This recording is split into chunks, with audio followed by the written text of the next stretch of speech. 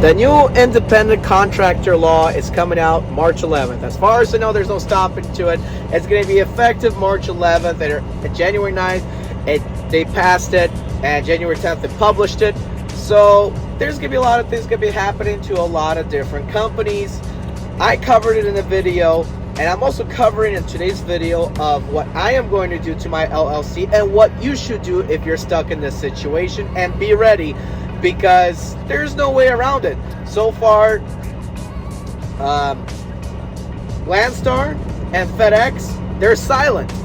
So we have to see what's going on yet. I will keep you informed as much as I can, but today is an ERV logistics video of what I am going to do in this trucking recession and what you should do, and probably follow me, but don't take my word for it, and you make your own decisions, but this is what I just recommend.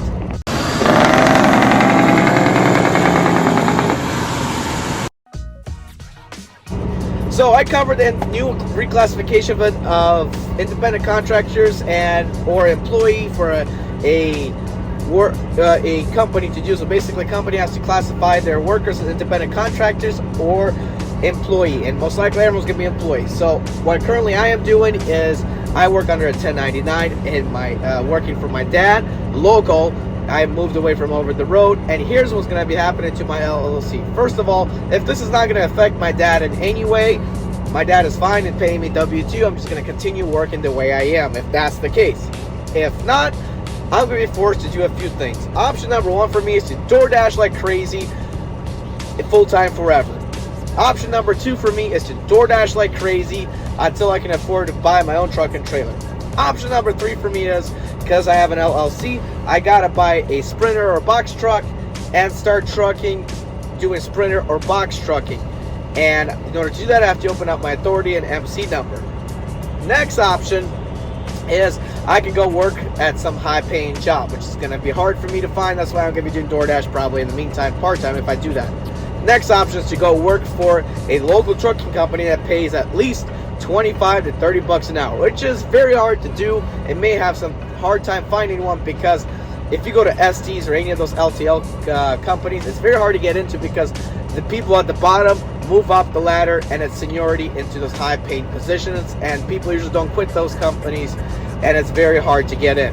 The next option for me is to find an over-the-road trucking company that has a truck, not necessarily manual, but preferably with a manual gearbox instead of the dumb automatic, a nice riding truck, truck equipment that's not beat up, and preferably step deck, and preferably not a truck that's governed at 68 miles an hour, but I can go as fast as I want, reasonably, by the speed limit laws, and also a company that pays at least 70 cents a mile, which is going to be hard to find, because with the trucking rates going on right now, trucking went back to when I started 4 years ago. When I started 4 years ago, you guys were at 27 cents to 38 cents a mile, and some step deck flatbed companies were hiring you guys at 42 cents a mile, and then everybody moved up. I heard even up to 80 cents a mile for company drivers.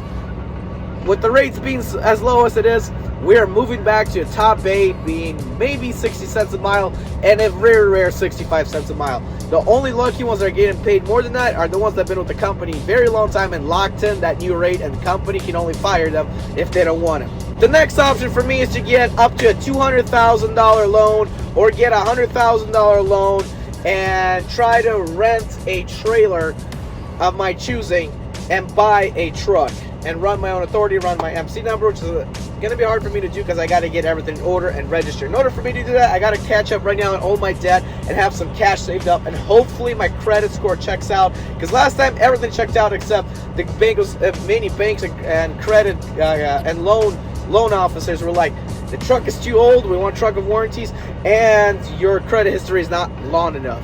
And the other option is for me, again, to get the same thing, a loan, or rent a trailer of my choosing and get a truck with an ARI sleeper or similar, which is a 100-inch sleeper, and enjoy my life on the road. That's another option. And my other option is to get a brand new spanking new truck, but that requires a down payment, so I don't know what I'm gonna do.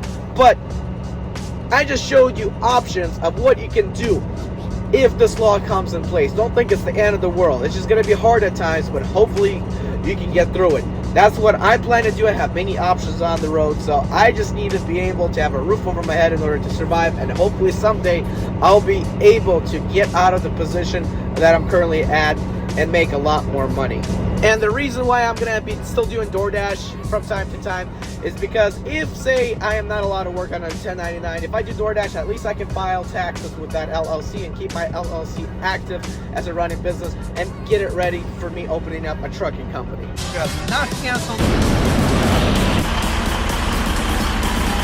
Guys, I'm Eddie B. 2004 You're live.